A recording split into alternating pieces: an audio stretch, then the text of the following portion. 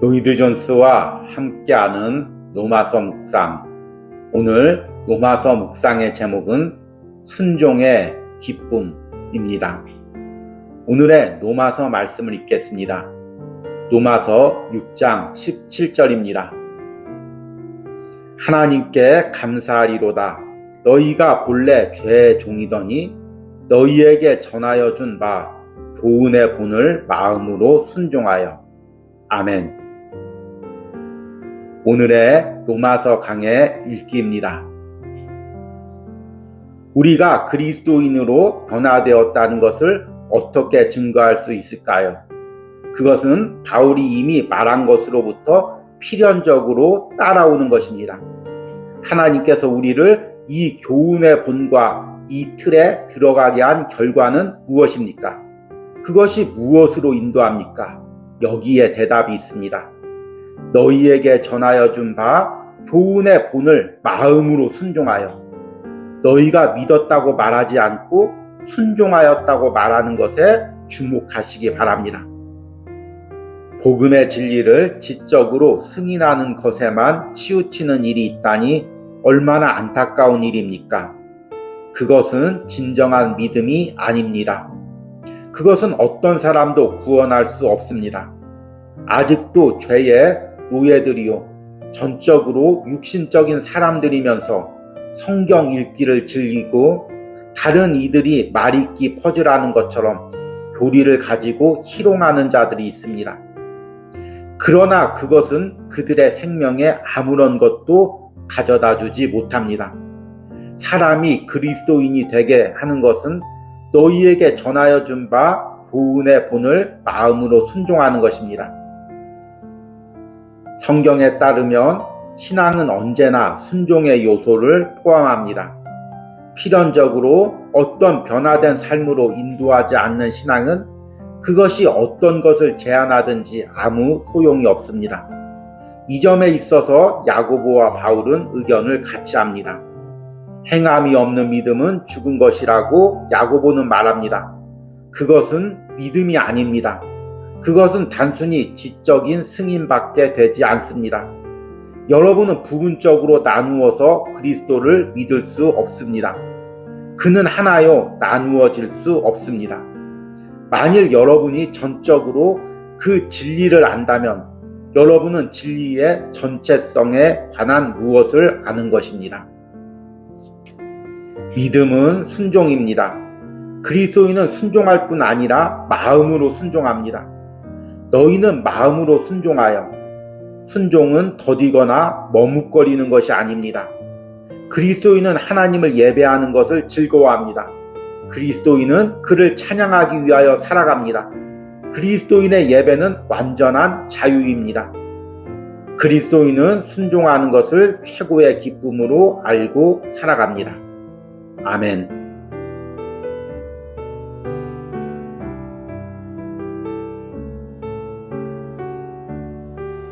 로이드 존스와 함께하는 로마서 묵상. 오늘 로마서 묵상의 제목은 내가 걸어가야 할 길입니다. 오늘의 로마서 말씀을 읽겠습니다. 로마서 6장 18절입니다. 죄로부터 해방되어 의에게 종이 되었느니라. 아멘. 오늘의 로마서 강의 읽기입니다. 이 말씀 속에서 사도는 자기의 논증을 끝낸 다음에 그리스도인의 지위를 요약하고 있습니다. 이것은 사실을 진술한 것입니다. 그것은 하나의 권면이 아닙니다. 그는 우리에게 스스로 죄에서 벗어나라고 권면하고 있지 않습니다. 그는 다만 우리가 죄에서 자유롭게 되었다고 말하고 있을 따름입니다. 이것은 그리스도의 신분과 그리스도인에 관한 진리입니다. 이것은 모든 그리스도인들에게 진리입니다. 그것은 두 번째 체험에 나아간 어떤 그리스도인들에게만 진리인 것은 아닙니다. 그것은 보통 그리스도인들에게 결여되어 있는 어떤 것을 가진 특별한 그리스도인들에게 해당되는 것만을 의미하지 않습니다. 죄로부터 해방되어라는 의미는 무엇입니까? 첫째로 그것은 우리가 모든 국면에서 죄와 완전히 해방되었다는 것을 의미하지 않습니다. 그것은 우리 안에 죄가 전혀 남아있지 않다든지 우리가 영원히 죄 자체와 그러한 관계를 끊었음을 의미하지 않습니다. 사도는 죄 없는 완전성을 가르치지 않습니다. 둘째로 그것은 우리가 죄된 본성에서 자유롭게 되었다는 것을 의미하지 않습니다. 12절에서 살펴본 바와 같이 죄의 본성은 아직도 우리 죽을 몸에 남아 있습니다. 그러므로 우리가 죄된 본성을 완전히 벗어났다는 의미가 아닙니다. 마지막으로 그것은 우리가 시험에서 자유로워졌다고 말하지 않으며 결코 다시 시험을 받지 않을 것이며 결코 죄된 몸, 바울이 말하는 바대로 죄의 몸, 죽을 몸에 남아있는 죄의 활동으로 말미암아 다시는 고통당하지 않을 것이라는 등 그러한 것을 말하고 있지 않습니다. 하나님께서는 우리 속에 생명의 씨앗을 넣으시는데 그것은 의의 씨앗입니다. 그것이 우리 속에서 일하고 있으며 성령께서 그 일을 하고 계십니다. 우리가 영광 중에 계신 하나님 앞에서 점없고 흠없게 되기까지 그 과정이 계속되어 나갈 것입니다. 성령께서는 여러 가지 방식으로 이 일을 행하십니다. 따라서 어느 면에서 그리스도인이 된다는 것은 매우 두려운 일입니다. 그리스도인이 되는 순간 우리는 무엇을 행할까에 대해 매우 주의해야 합니다. 아멘.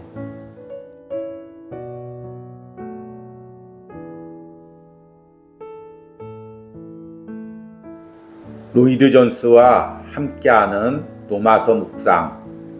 오늘 로마서 묵상의 제목은 내 안에 계신 성령님의 소원입니다. 오늘의 로마서 말씀을 읽겠습니다. 로마서 6장 18절입니다. 죄로부터 해방되어 의에게 종이 되었느니라. 아멘. 오늘의 로마서 강의 읽기입니다. 의에게 종이 되었느니라.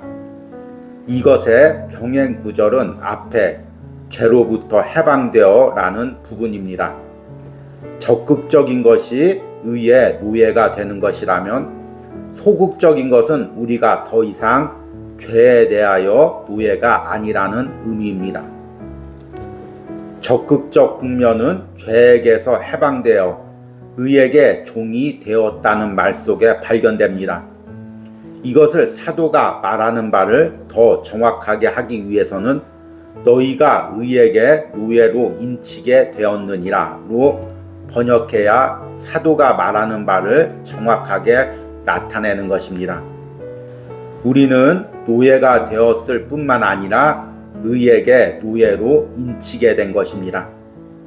그리스도인들로서의 우리의 지위는 우리가 의에게 노예가 되었다는 것입니다. 이 말은 우리가 의를 보고 감탄해야 한다는 뜻이 아닙니다. 의롭게 되기를 갈망한다는 것도 아닙니다. 의롭게 되려고 시도하고 있고 일상생활에서 의를 실천하려고 애쓰고 있음을 의미하지 않습니다. 그것은 모든 것을 함축하나 더 없는 내용을 가지고 있습니다. 사도가 말하는 바는 우리가 의에게 노예가 되었다는 것입니다. 그것은 우리가 중생하는 순간부터 우리 모두에게 해당되는 것입니다. 어떻게 이것이 이루어집니까? 우리가 의에게 노예가 되었다는 말이 무엇을 의미합니까? 다시 난다는 것은 새 생명의 원리가 우리 안에 놓여진다는 의미입니다. 그것은 의의 원리입니다. 왜냐하면 우리가 신의 성품에 참여하는 자이기 때문입니다.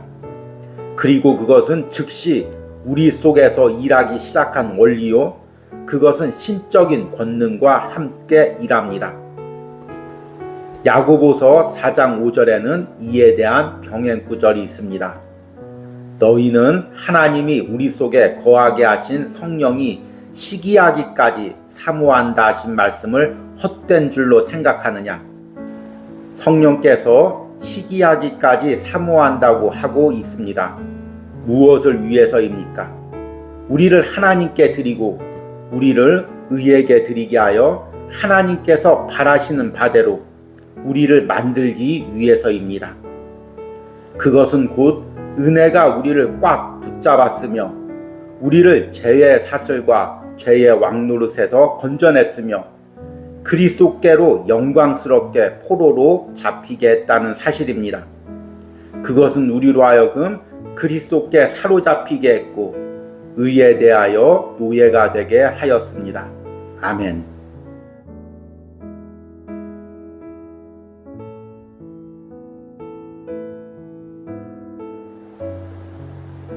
로이드 존스와 함께하는 노마서 묵상. 오늘 노마서 묵상의 제목은 그리스도의 노예로서의 자유로움입니다. 오늘의 노마서 말씀을 읽겠습니다. 노마서 6장 18절입니다. 죄로부터 해방되어 의에게 종이 되었느니라. 아멘. 오늘의 로마서 강의 읽기입니다. 본문에서는 우리 그리스도인들에게 해당되는 가장 중요한 진술이 있습니다. 우리가 복음을 전적으로 믿는다는 바로 그 사실은 이것이 우리에게 사실임을 적극적으로 입증하고 있습니다. 어떤 사람도 죄의 노예이면서 그리스도의 복음을 믿을 수 없습니다. 그것은 불가능합니다. 죄와 그 모든 세력의 노예인 사람은 복음을 믿을 수 없습니다. 사람이 복음을 믿는다는 바로 그 사실이 그가 죄에게서 해방되었다는 증거입니다. 그것은 우리가 의의 권세와 의의 통치와 의의 영향 아래로 왔다는 의미입니다. 전에는 우리가 죄의 폭군 아래 있었고 죄의 통치와 지배 아래 있었던 것 같이 이제는 우리가 의 자체의 지배와 통치와 독재 아래 있다는 것입니다. 그러므로 칭의와 성화를 분리시켜 놓는다는 것은 얼마나 철저하게 비성경적이고 얼마나 그릇된 것입니까? 또한 사람이 거룩하게 됨과 별도로 의롭다함을 받을 수 있다고 말한다거나 의롭다함을 받은 후 수년 뒤에 거룩하게 될 수 있다고 말하는 것도 마찬가지입니다. 사도의 논증에 따르면 그것은 그릇될 뿐 아니라 적극적으로 불가능합니다. 우리가 죄의 노예인 것을 멈추는 순간부터 우리는 의의 노예인 것입니다. 중간 지대는 없습니다. 영적으로 사람이 거하지 않는 땅 같은 것은 없습니다. 또한 영적으로 중성의 신분도 없습니다. 죄의 노예이거나 의의 노예입니다. 한쪽에서 벗어나는 순간 다른 쪽에 있는 것입니다.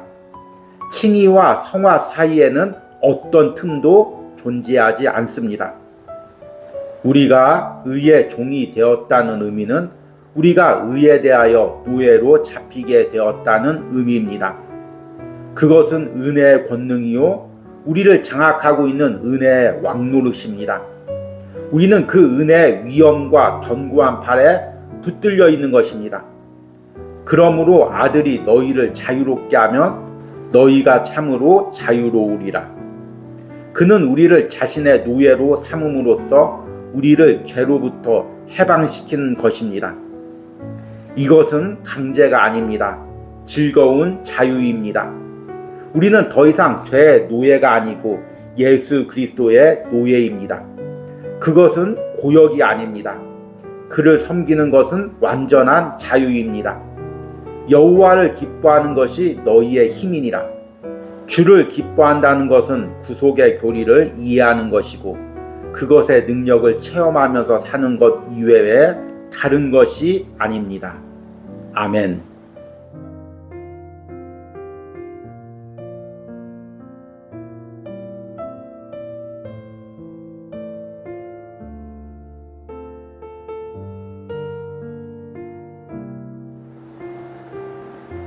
로이드 존스와 함께하는 로마서 묵상. 오늘 로마서 묵상의 제목은 나를 강권하는 그리스도의 사랑입니다. 오늘의 로마서 말씀을 읽겠습니다. 로마서 6장 19절입니다. 너희 육신이 연약함으로 내가 사람의 예대로 말하노니 전에 너희가 너희 지체를 부정과 불법에 내주어 불법에 이른 것 같이 이제는 너희 지체를 의에게 종으로 내주어 거룩함에 이르라. 아멘. 오늘의 로마서 강의 읽기입니다. 19절이 시작되는 특이한 구절에는 그는 내가 사람의 예대로 말하노니 라고 이 예증의 사용을 언급했습니다. 이 의미는 평범한 생활에서 취한 친숙한 예화를 사용하고 있다는 뜻입니다. 사도가 노예 제도에 대한 예화를 사용하지 않으면 안 되었던 이유를 알아봅시다.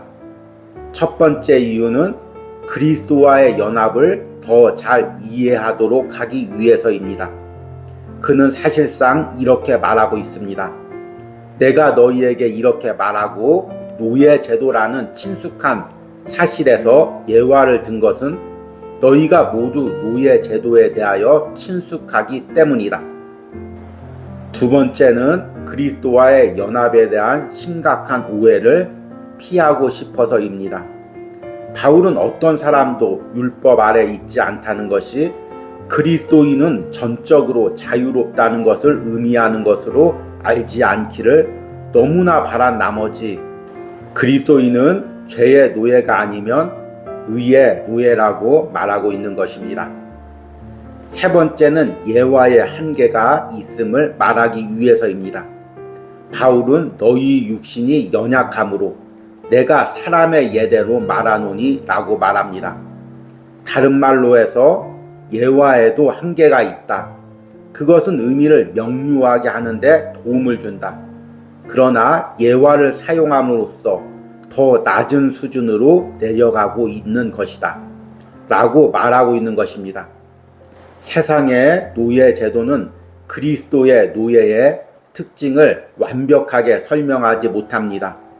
왜냐하면 세상의 노예는 억압된 위치에 있습니다.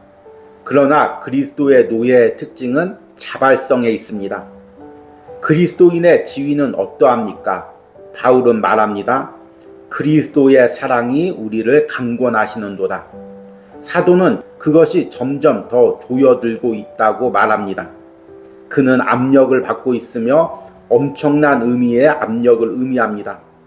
그러나 무엇이 그런 압박을 가합니까? 예수 그리스도의 사랑입니다. 그것은 더 이상 가공할 폭군이 아니라 사랑이요 사랑의 폭군입니다. 이것이 그리스도인의 신앙의 역설이요 전체 그리스도인의 위치에 대한 역설입니다. 그는 예수 그리스도의 종입니다. 그러나 그것은 언제나 사랑의 관계 안에 있습니다. 아멘.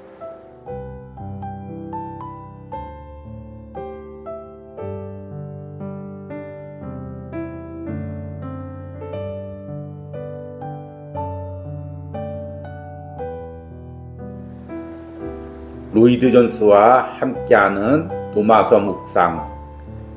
오늘 로마서 묵상의 제목은 나는 지금 복음의 깊이로 들어가고 있습니까? 입니다. 오늘의 로마서 말씀을 읽겠습니다. 로마서 6장 19절입니다. 너희 육신이 연약함으로 내가 사람의 예대로 말하노니 전에 너희가 너희 지체를 부정과 불법에 내주어 불법에 이른 것 같이 이제는 너희 지체를 의에게 종으로 내주어 거룩함에 이르라. 아멘. 오늘의 로마서 강의 읽기입니다. 19절에서는 바울이 노예의 예화를 사용하는 궁극적인 이유는 너희 육신이 연약함으로 라고 말하고 있습니다. 육신이란 무엇입니까? 그는 성령의 도움 없는 본성적인 인간의 기능을 의미하는 육신에 대해서 말하고 있는 것입니다. 인간이 부족한 것은 영적 이해입니다. 인간의 문제는 지적 능력에만 있는 것이 아니라 영적 진리를 이해하고 믿고 따를 능력과 가능성이 결핍되어 있는 것에 있습니다. 타락의 가장 파괴적인 결과는 무엇입니까? 그것은 의심할 여지 없이 사람이 타락한 일에 영적 이해력을 상실하였다는 것입니다. 타락 이전에는 이것을 소유했습니다. 아담은 타락하기 전에 하나님과 자유롭게 교제할 수 있고 친교할 수 있었습니다. 그가 타락하고 죄가 들어온 순간에 사람은 영적인 판단력과 이해력을 잃어버린 것입니다. 바울은 더 나아가 육에 속한 사람은 하나님의 성령의 일들을 받지 아니하나니 이는 그것들이 그에게 어리석게 보임이요 또 그는 그것들을 알 수도 없나니 그러한 일은 영적으로 분별되기 때문이라고 말했습니다. 우리가 성령의 조명을 받은 뒤에도 영적 이해력에 있어서 여러 종류의 다양성이 있습니다. 제가 의도하는 바는 성령에 의하여 우리에게 주어진 기능이 우리에 의해 개발될 수 있다는 것입니다. 사도는 그것을 고린도 교인들에게 아주 분명히 말해 주었습니다. 형제들아, 내가 신령한 자들을 대함과 같이 너희에게 말할 수 없어서 육신에 속한 자, 곧 그리스도 안에서 어린 아이들을 대함과 같이 하노라. 그는 계속해서 그것을 너희는 아직도 육신에 속한 자이기 때문이라고 말합니다. 그는 말하기를 내가 너희를 젖으로 먹이고 밥으로 아니하였노니 이는 너희가 감당하지 못하였음이거니와 지금도 못하리라고 하였습니다. 그리스도인들 사이에 여러 단계로 차이가 나게 하는 것은 그들이 성령에 의하여 그들에게 주어진 이 권능과 기능을 사용하는 데 성공하고 실패하는 정도에 따른 것입니다. 우리는 어떤 류의 식물을 먹습니까? 아직도 젖을 먹을 수밖에 없습니까? 아니면 고기에 맛을 붙이기 시작했습니까? 아직도 예화나 유추가 없어서는 안 됩니까? 아니면 우리의 이지가 성령의 조명 아래서 확장되고 하나님의 깊은 것들을 기뻐하고 있습니까? 우리가 그리스도 안에 있을지라도 우상 숭배와 싸워야 합니다.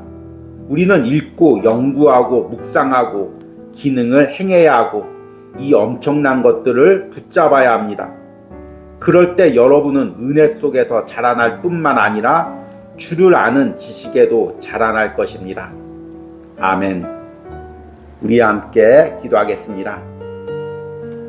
너희 육신이 연약함으로 내가 사람의 예대로 말하노니 주님, 우리가 아직도 복음의 깊이에 들어가지 못했습니다.